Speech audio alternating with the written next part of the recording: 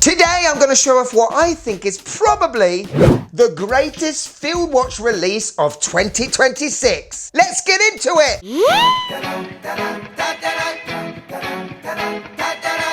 Yes, and welcome to the Mad Watch Collector Show. And today, very excited because I think, to me anyway, this is an upgrade of a very, very well-known and well-liked watch. With a couple of caveats. But if I was to give you a list of my top 10 favourite watches of the last 6 years of having this channel, the Hamilton Field Mechanical would definitely be on there. There's no doubt about it. And yes, over the last 2-3 years, the prices of these and all Hamiltons have definitely gone up. So much so, they've not really become the affordable watch to get. It's just above the affordable, you know what I mean? But recently, Hamilton launched a new Khaki Field Mechanical, but in a smaller size. And to be fair, it's the size it should have been, at least in the first place. I have a vintage 1981 Hamilton actual military issued watch, and that was just over 34 millimeters. And it didn't matter if you had a big chunky wrist or a big tiny twig wrist.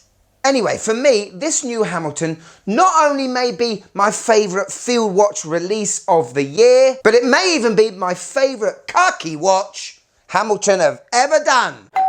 Anyway, this watch was very kindly sent to me by Francis & Gay Jewelers. They are an authorised dealer of not only Hamilton, but many, many lovely brands you and I love. It's currently on the website for £595. And I guess what we've got to ask ourselves is, well, is it worth it? Plus, look out for the wife's thoughts at the end of the show. Are you hammy khaki ready? Let's go. So ladies and gentlemen, here is the Hamilton Khaki Field Mechanical 250. Now it's called the 250 because this watch is celebrating the 250 years of US's independence. This is a special edition. I'm not sure this specific watch is limited, may be limited to this year, but it is almost a complete reissue of an older 1970s US military issued FAPD 5101 Navigator. And people, I'm sorry, I'm smitten already. Francis & Gay, I don't think this is coming back to you. Because, yeah, you guys know I love a Field Mechanical. I love it a hell of a lot. By the way, big thank you to Hamilton. They actually sent this to me. I didn't even know it was coming. It's fantastic. Good job I got a little bit of room for it. There's something about a smaller dial and a smaller watch that not only makes it feel and look vintage, but still makes it look refined. And there's a couple of things I can see straight away that are slightly different to that iconic 38mm that millions of people have bought all over the world. First of all, we do not have drilled lugs. That's what I noticed straight away. There is a reason for that though. The other thing, the bezel is quite raised up and just gives this watch a different character to that 38. And the biggest standout, well, it's that glass protecting the dial. It is not sapphire. On the 38s and the 40s, it's quite a flat dome sapphire. This, in fact, is acrylic. So true to the original of the 70s. And with that, you get this lovely, milky distortion close to the edges of the dial. Something that is very hard to replicate with sapphire. Now, some people on first inspection would see this smaller size khaki and think it's a little bit busy. There's a very big distinction between US issued hammies and British military hammies, and that is with the US, you have the 24-hour scale just inside the 12-hour one. And coupled with the fact that they have used the old italic Hamilton logo, where's my credit card? Quick spec check! So this is 36mm in diameter, and funnily enough, it has a 47mm lug to lug. Now the Khaki Field Mechanical is notorious for having long lugs and has been a bit of a bugbear for many a watch collector over the years. And there won't be many 36mm watches out there for sale right now with a lug to lug of 47. But you gotta deal with it! Now amazingly, Hamilton have fixed a big problem with the 38. And when we're talking about bugbears, I mean, this is the biggest bug in any bear possible. And it came with the water resistance. The 38 has always been water resistant to 50 meters. However, with this 36, we have 100 meters water resistance. And we've still got a very slender thickness of 10.4 millimeters. The lug to lug is interesting as well. On this reissue, it's 18 millimeters, which is great. On the original FAPD, well, it was 17 millimeters. And you try finding a watch strap that's 17 millimeters out there. As I said, the dial is protected by an acrylic glass, and I really do love it. Some of you may poo-poo acrylic, but as long as you've got a bit of polywatch in your pocket, this thing will look shiny forever. Now, the one thing I love with the 38 is the crown. It's got the biggest, boldest crown in the watch market for its size of watch. And that's because it is the best twisting crown you could ever have on a watch. The feeling of it, the winding, the clicks on that H50 Hamilton movement is absolutely incredible. I would probably say it's probably my still, I mean, and I have reviewed a lot of watches. It's definitely the best winding feeling on a crown, I would say, period. Now, even though I think this crown could be a little bit bigger for my liking, I think it's around 5.4 millimeters in diameter. It's still big enough, and I'm not going to touch it at the minute. I'm going to give it a wind in a minute, but I'm really looking forward to that and feeling that hammy wind. The case back, like the 38, is screwed in, and as I said, this is a special edition for the 250th anniversary of the United States of America, and it says it's an exclusive 2026 edition. So possibly it's not a limited run, these ones, but they may not make them next year. However, wait till the end, because I've got some great news I think you'll love. Could you just click that like button, please? It really helps the channel.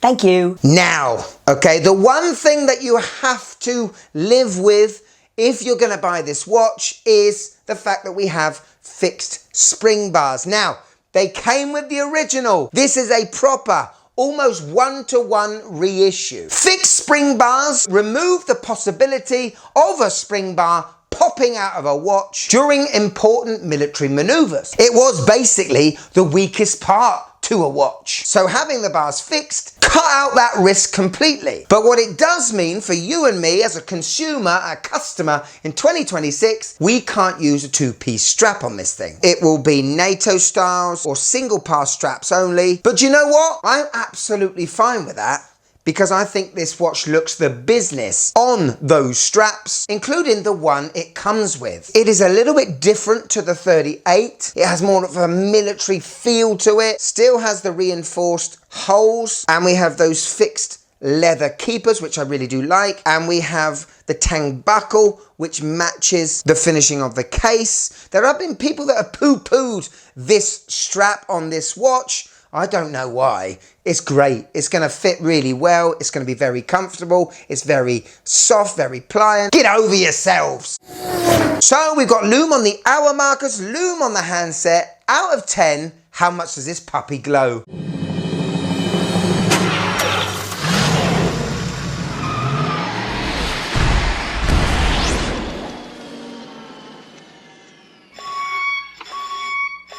So, it's not bad, but if you want a watch with fantastic lume, Hamiltons are never really the one to go for. It does a decent job, and I love the little bit of lume on the seconds hand, at the tip, where it should be, not on the counterbalance. What's all that about?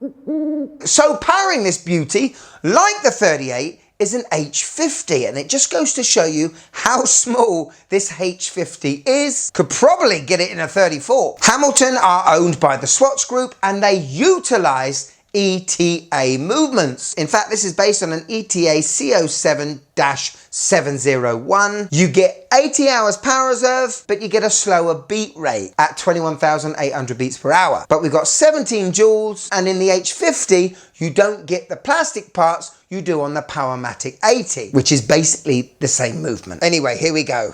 The moment of truth. I've been waiting to do this all show. The twist.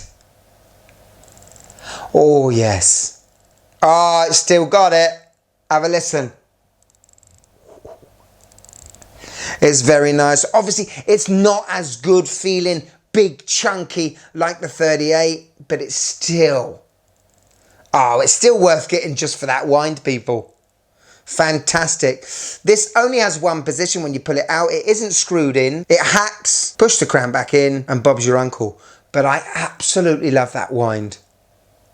Honestly, it's worth getting these watches just for that. Hello. On my 6.5-inch wrist, and well, people, for me, this is why I'm in the hobby. I mean, this year I've really tried to wear watches that just aren't me. You know, different coloured dials, different styles, you know, a dress watch here and there. But deep down, what gets my juices going is a fantastic sized field watch. The proportions are perfect for what I look for in a field watch. Remember, field watches shouldn't be big. And it doesn't matter what size your wrist is. If you're into military horology history, you're not getting yourself a 40mm field watch. I mean, that is weird. I think the dial is magnificent, and I absolutely love that acrylic crystal. It just gives me a look I've never seen with a normal field mechanical 38. And yes, you know what? I think I'm gonna buy this. Say hello to your daddy. So there we go, the Hamilton Field Mechanical 36-250. What do you think? Now, what we got to remember is this is a special edition, and it might be Hamilton testing the waters just with the tops of the fingers, just to see how we react to a 36mm Khaki Field Mechanical. Now, from what I've seen, it's been pretty well received and pretty popular. But I can definitely see in the next year, Hamilton bringing this watch out again with removable spring bars, drilled lug holes, and a sapphire glass. So this one, well, it makes it special. You're not going to get this unless you lump up £595. But like I said, this is a special edition. I don't think they're going to be running for very long. We've got an upgraded water resistance, double to 100 meters, what we've been fighting for the last 5 years. It is a proper, almost like for like reissue of a true issued hammy. And what a way to celebrate the 250th anniversary of the independence of the United States of America than a US citizen buying one of these bad boys. I mean, I'm not from the US, but I want one as well. 595 is pushing it, but I think Hamilton will get me money. What do you think? So here it is, my wife's thoughts on the Hamilton Field Mechanical 250. Oh, I really like this.